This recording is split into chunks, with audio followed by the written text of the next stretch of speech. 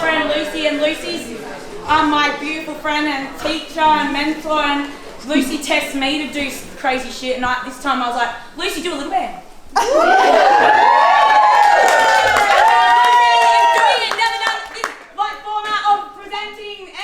So give a big hand to Lucy, very nervous, very good.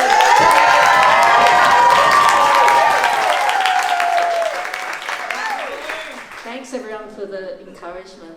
I have a confession, I'm actually not a band. I'm not even a little band, but I do have a series of propositions, but what I have is quite delicate, so maybe bear with me.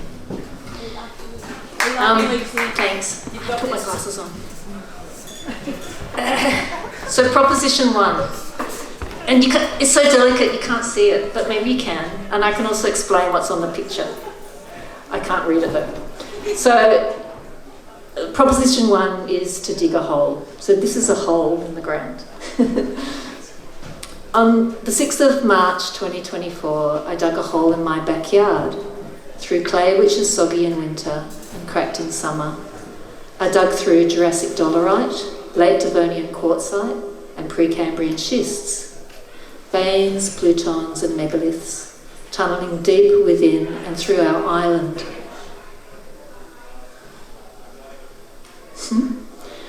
I dug with my hands, without thinking.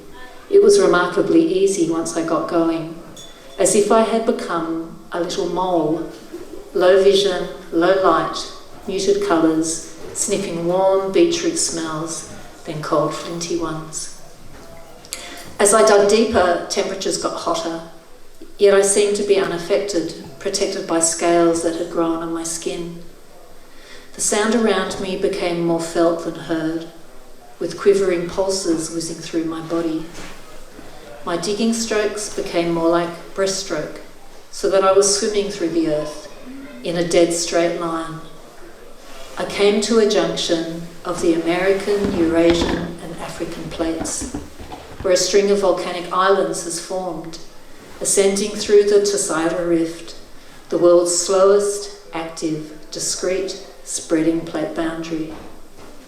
I surfaced in the sea about 10 kilometres north, west of Tesaida Island, in the Azores archipelago, the antipodes of Nipaluna Hobart.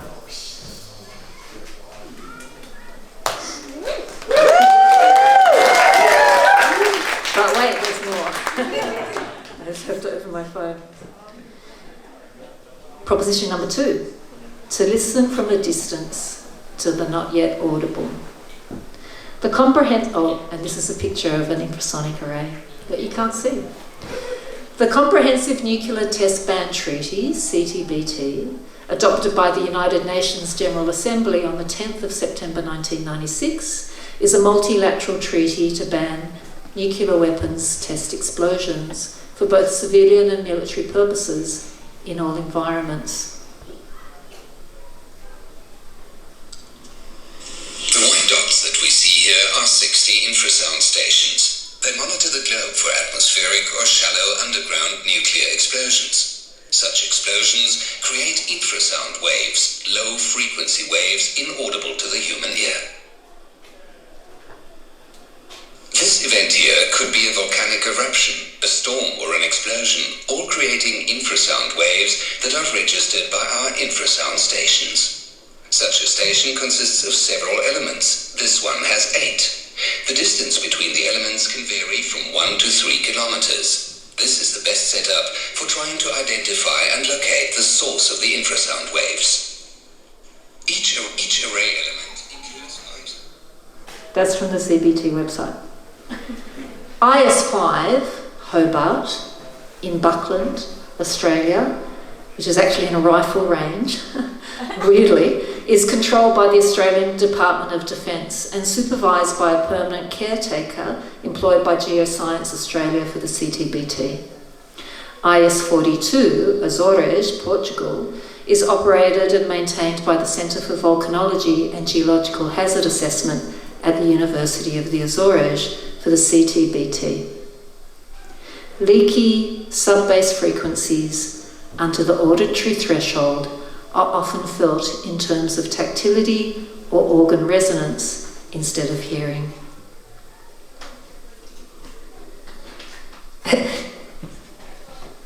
Proposition number 3. The ear is a delicate thing and is always under the influence. Acho que eu estou assim 12. 744 546. Não está bom, para mim eu acho que temos que ir mais para lá e não temos que ir. Temos que ir para ali agora. So this is Nicolau and Linda. They are geologists at the University of Azores. They are in a forest at the base of the sleeping Santa Barbara volcano and Tesaida Island. They are a bit confused as the GPS readings they have calculated for the installation of an experimental infrasonic array have gone haywire under the thick canopy. Vou ter que fazer de outra maneira, porque o cara é muito grosso. A gente depois muita fita e Ele fica mesmo. Deixa eu ver. É o águia que vai puxar. Não vai dar, peraí. And this is Sandra, who is inserting cabling into green PVC expandable tubing, which connects the infrasound sensors to the microbarometer located in the centre of the array, which measures changes in the air's micropressure that are produced by the infrasonic waves. The funding the team receives from the United Nations to tune an ear to explosive events in the world enables them to pursue experimental work, which is what they are doing on Tesaida Island, siphoning very low frequency acoustic waves in the air, a kind of incidental listening. Not so incidental. I can mostly only guess what the team are saying, as the Portuguese I learnt on Duolingo is Brazilian Portuguese, which is not really helping me with the Azorean dialect. But what I am noticing, which I think the team is unaware of, is that they have these pulsing, translucent green tubes extending from their chests as they weave through the trees. These tubes look a little like the time-travelling wormholes at the Halloween party in Dolly Darko, where Donnie and his friends walk around with shimmering tubes protruding from them, like desire lines pulling them by a trace from the future. I don't say anything to the team, as I don't want them to jinx this magic. Even before materialising or becoming a signal, the sonorous, in order to be, must leave a trace. Proposition number 4.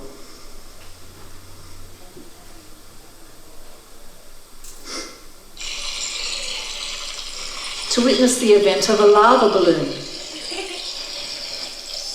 On the 18th of December 1998, fishermen from Tesaira Island advised local naval authorities that columns of white steam were rising from the 10 kilometres northwest of Tesaira Island.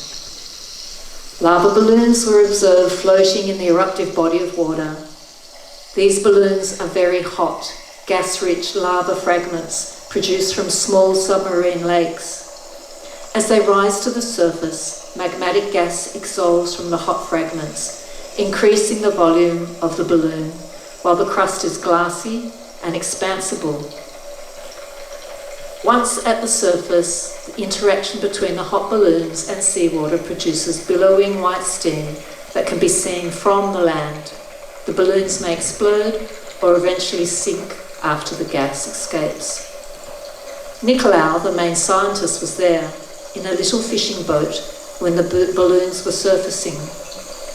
He photographed the sizzling lumps of lava and managed to collect a couple of them in a maybe no way. He's an experimental researcher.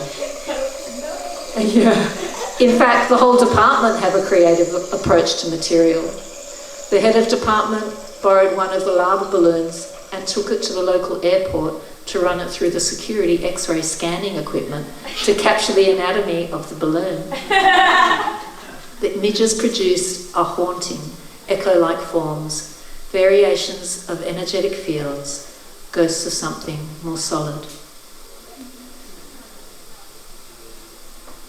Proposition 5, to treasure fish scales. Being isolated in the heart of the North Atlantic Ocean, fishing has always been a main form of sustenance and has influenced the creative impulses of the Azorean people.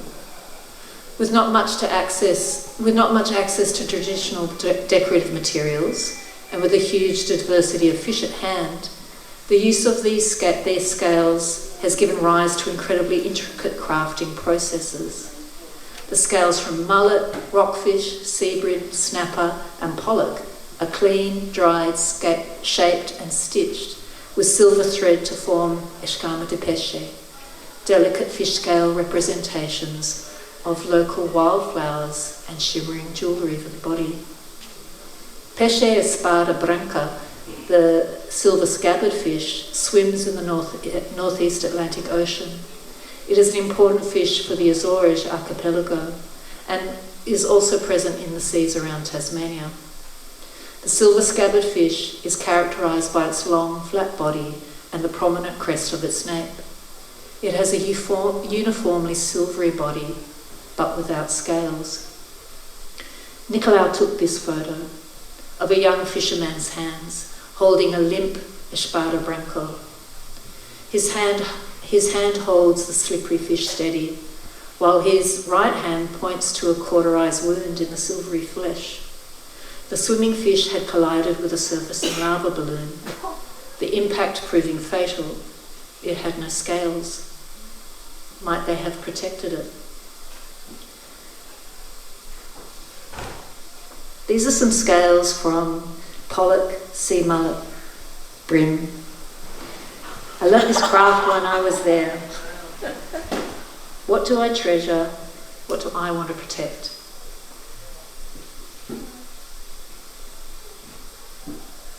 And then it gets better. So son number 1 said, should we start worrying about you? And I said, it's too late. And son number 2 said, oh, that's cool, it's like a thought bubble but angry. Actually, it's a lava balloon. Yeah! Proposition number 6, to swim with the queens of the local fishing pools. My family and friends know of my aquatic life.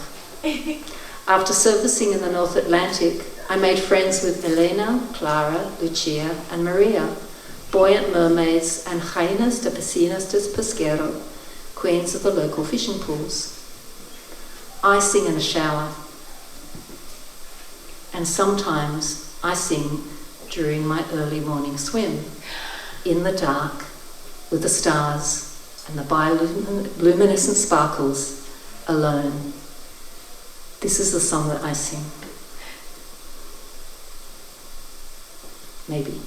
Oh, but I've got it turned down.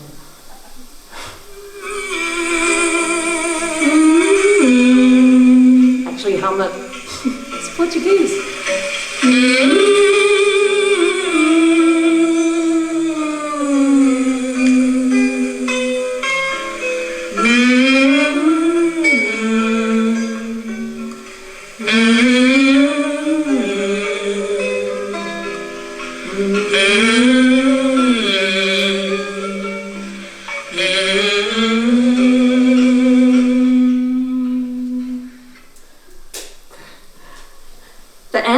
Antipodean mermaids sing while they swim, brazenly in the full light of sunrise. And they got me thinking about the inaudible sound waves travelling across the water, mingling with their song. They let me put prototype lava balloons on their head, like this one, which is falling off and really annoying. I'm going to take it off, but you get the drift. A little like that one. So they could echo the evanescent floating objects while singing and swimming the sound of their song, the earth's deep vibrations and the incidental infrasound. Here is their song, also with some recently captured infrasound from the Tessile Array by Nicolau, Sandro and Linda.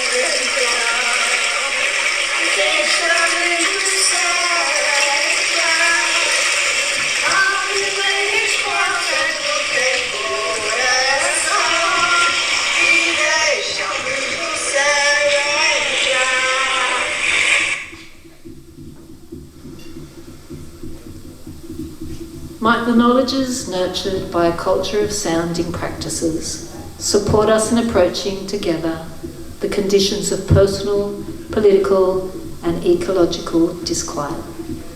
Thank you.